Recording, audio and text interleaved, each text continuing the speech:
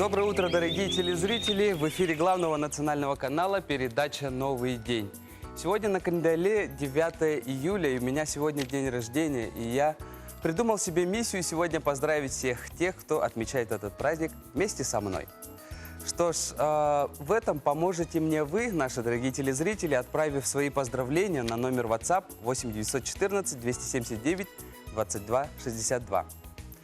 Далее я бы хотел напомнить, у кого же сегодня день рождения из знаменитостей. Сегодня отмечает свой день рождения Дюжев. Дмитрий Дюжев, которому исполняется 42 года, актер театра и кино, заслуженный артист Российской Федерации. Он нам более чем известен по кинолентам «Жмурки» и, конечно же, по киносериалу «Бригада».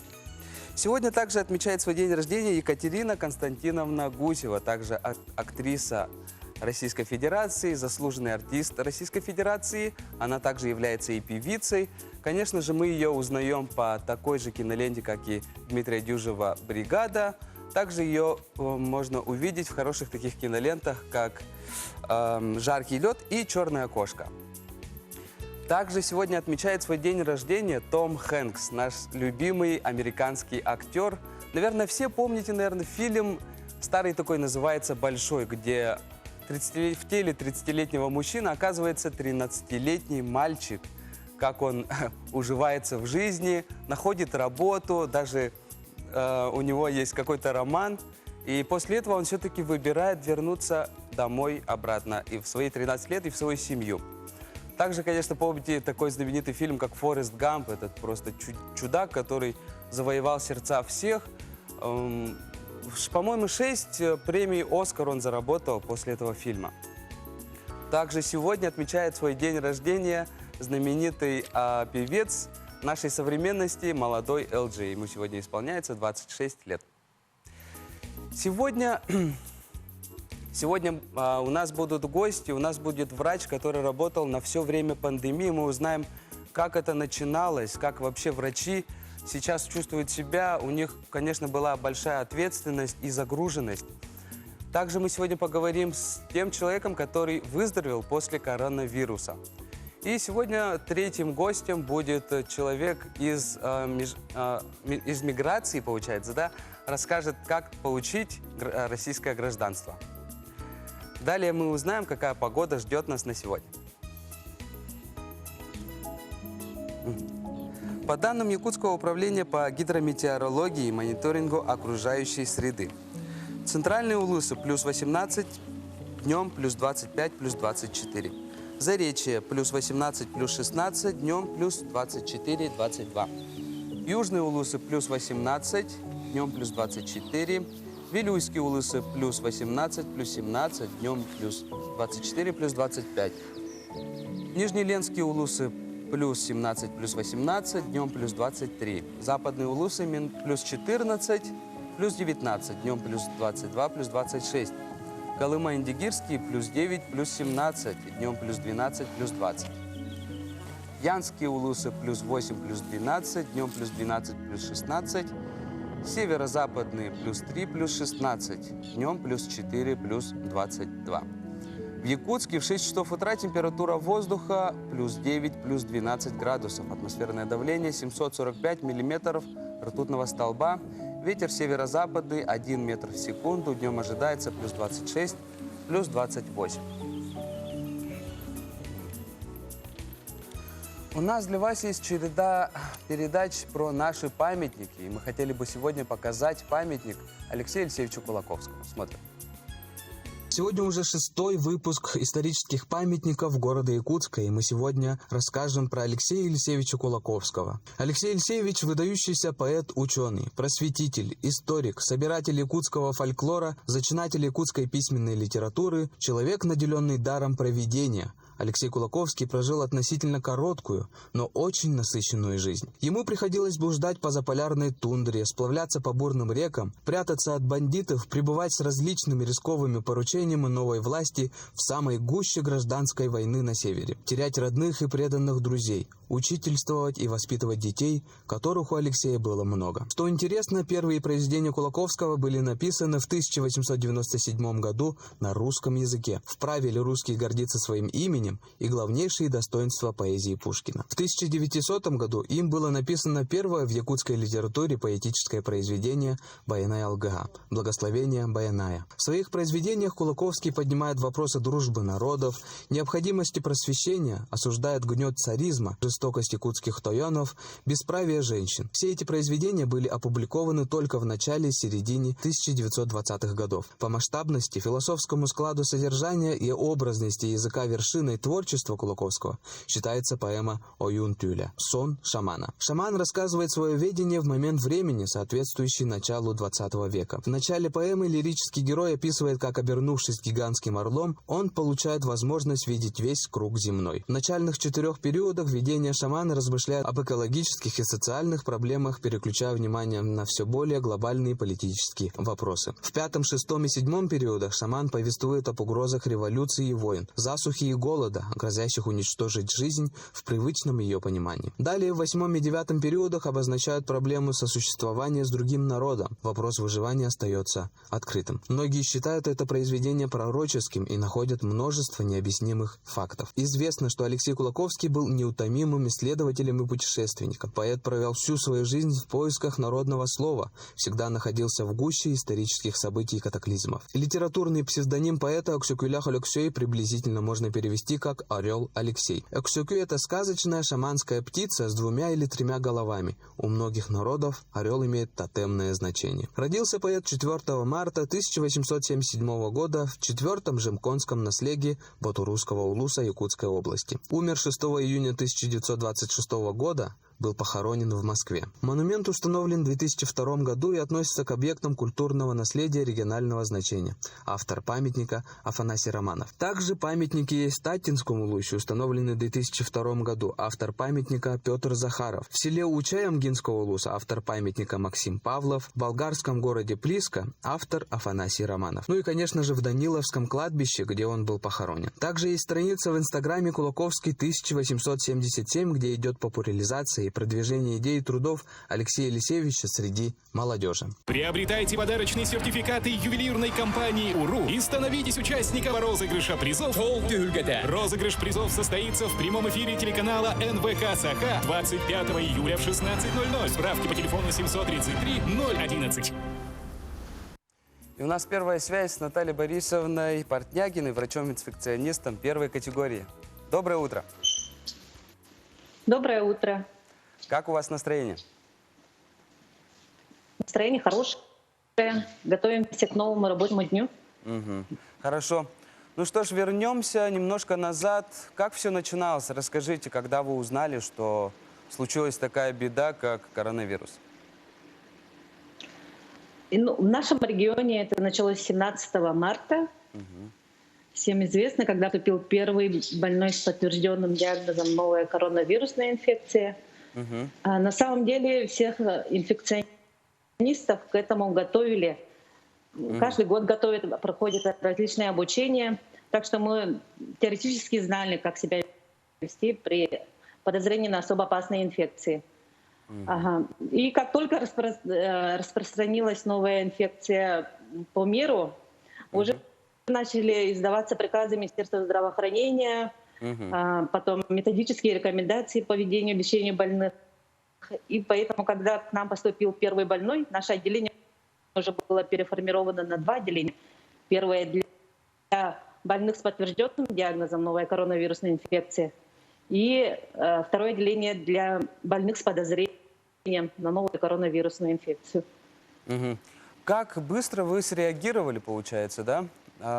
Вот расскажите, вот с первого дня, буквально 17 марта, как вы себя вели, что вы делали, что вам сказали сделать, как вести себя, допустим, с близкими, с семьей?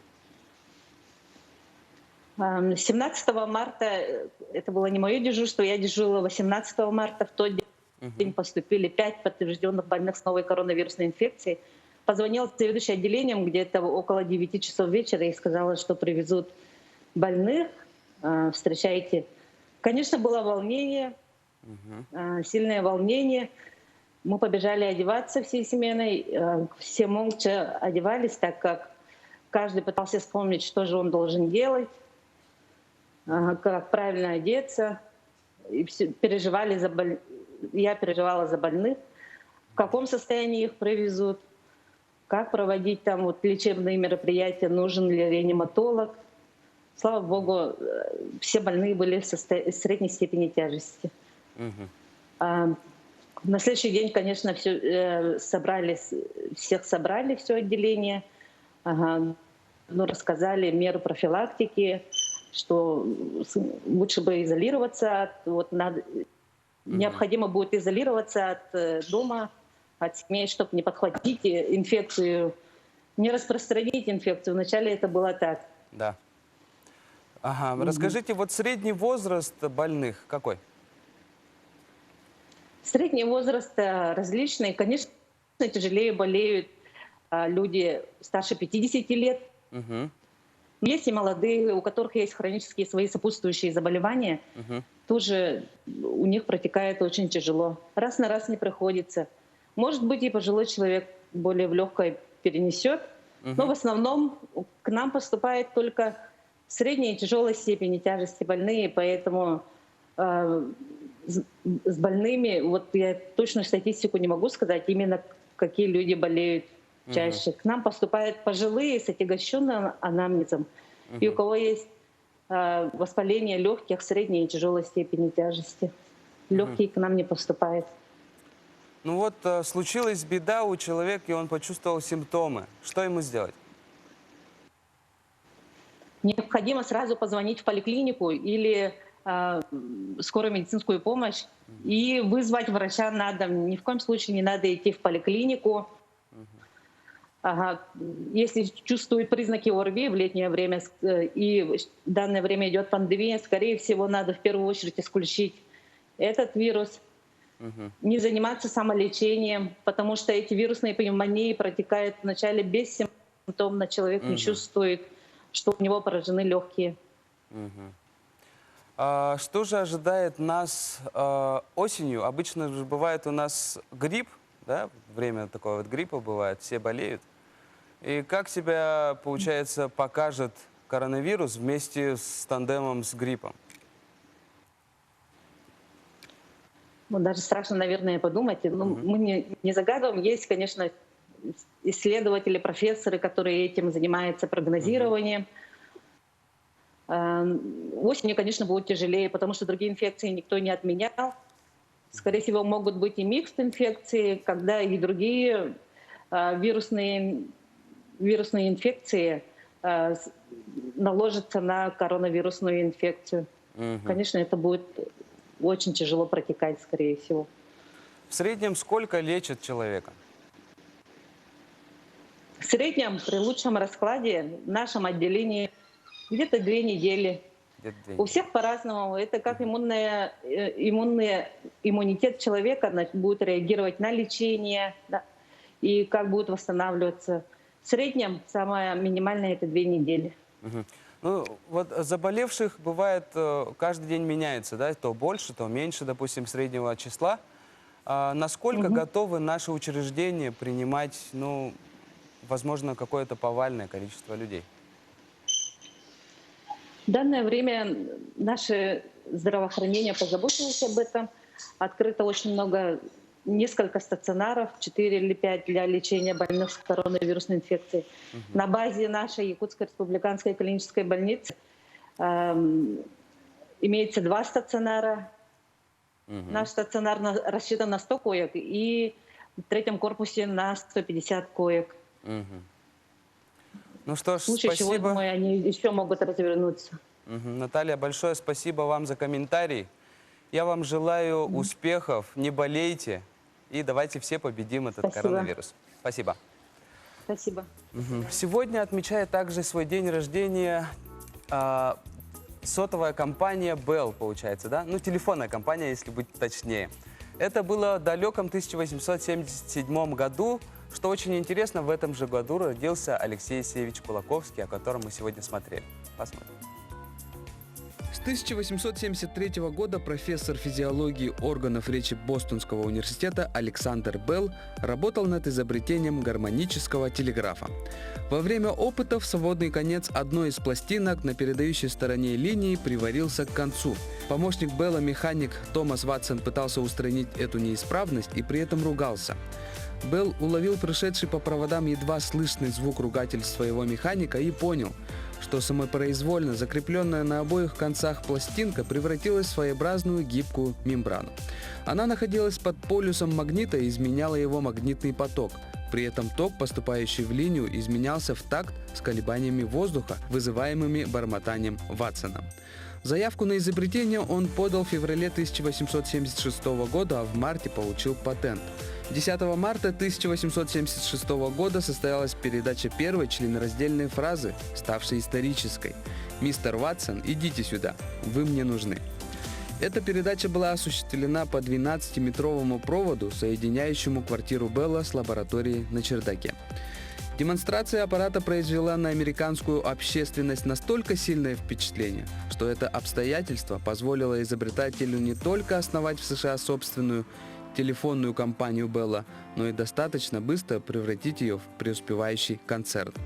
В 1881 году открываются первые телефонные станции. Коммуникация на них велась вручную, с помощью штекеров, которыми ловко управляли телефонные барышни. Что ж, и у нас дальше есть еще одна связь. Мы свяжемся с Аидой Семеновной Бурцевой, начальником отдела по вопросам гражданства, управления по вопросам миграции, Министерства внутренних дел Республики Саха-Якутия, подполковником полиции. Что ж, здравствуйте. Ага. Так, здравствуйте. Доброе утро. Попробуйте перевернуть телефон, так как вы уже в вертикальном положении. Ага, вы уже в эфире. Сделайте это онлайн. Угу. Надо будет перевернуть телефон. Угу. Поставьте боком. Поставьте боком. Да. Ага. Доброе утро. Доброе утро. Доброе. Как у вас настроение? Отличное, нормальное, рабочее настроение. Ну хорошо. Расскажите, в каком же порядке вы работаете сейчас? Так, значит, в период глобальной пандемии, да, значит, все подразделения миграционной службы с самого начала пандемии также в полном рабочем порядке работали, оказывали государственные услуги населению, да, то по линии граждан Российской Федерации, также по линии иностранных граждан, да. Но в данный период, в связи с тем, что очень много граждан были именно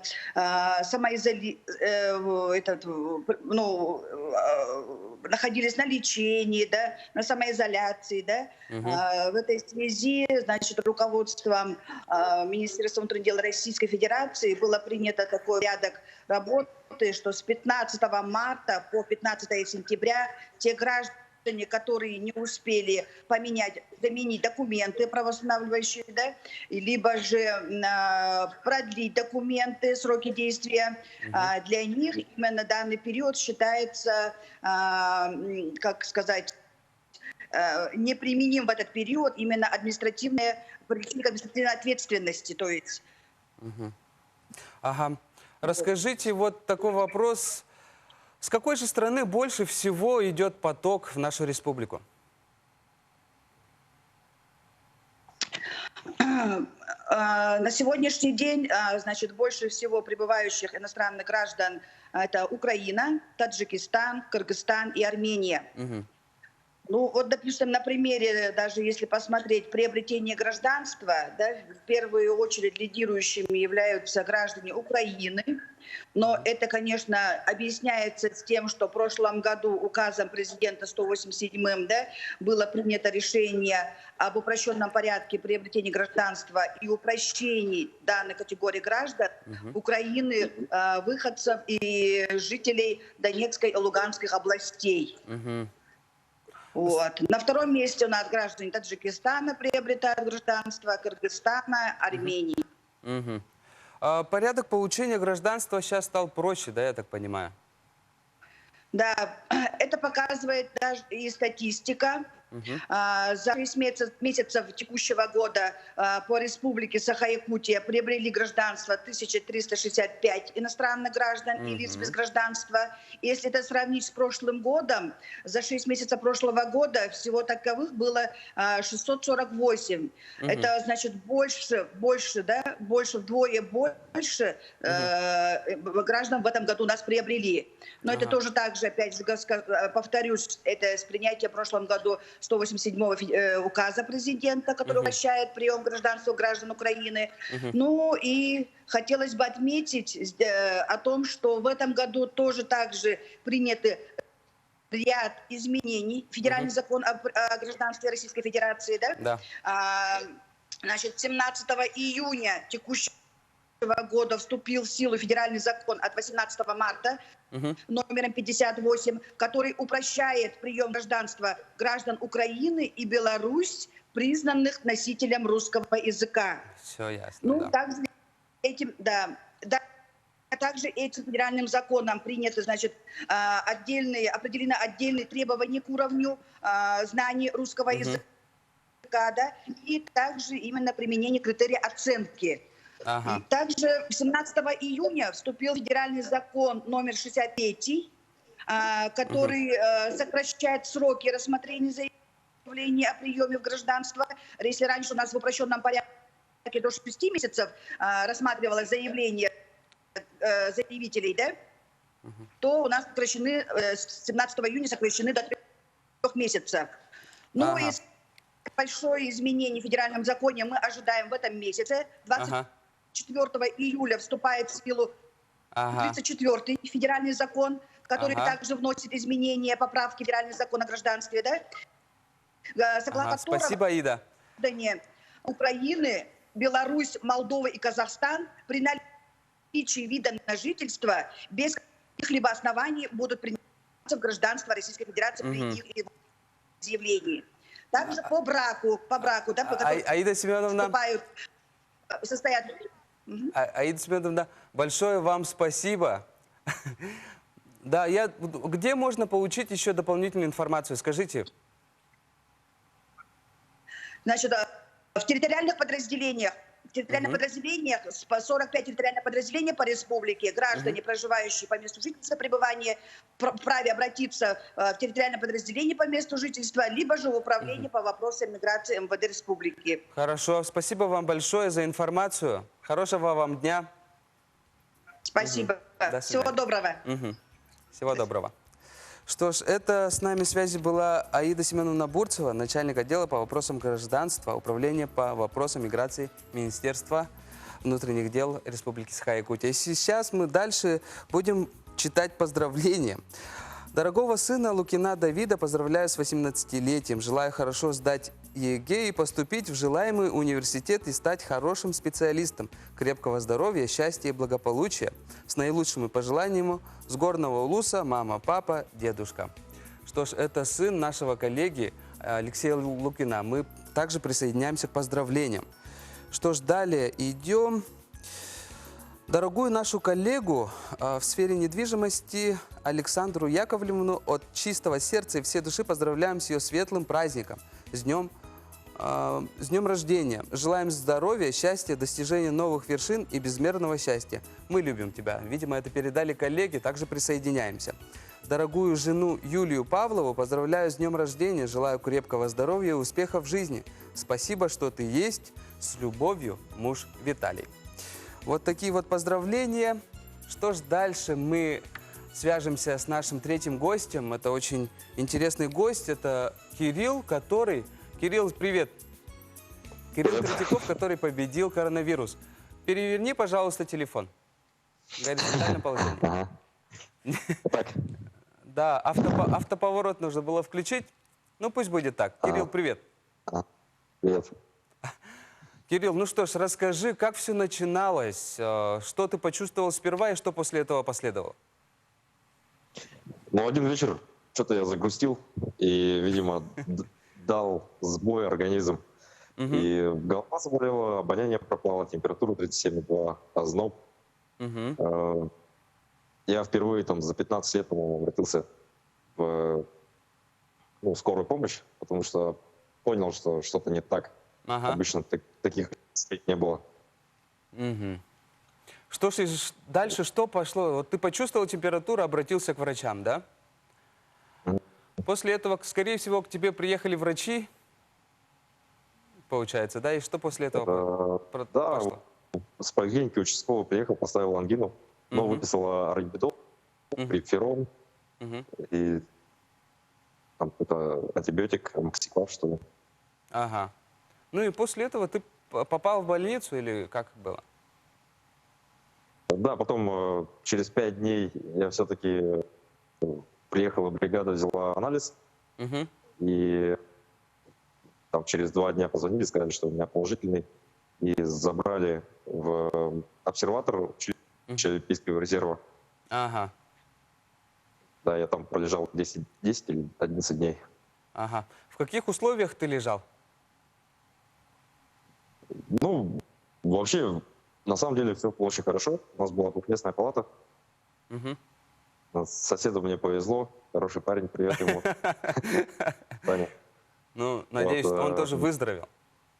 Да, он выздоровел. 4 раза в день нас кормили, постоянно проверяли сатурацию, да, температуру, давали таблетки.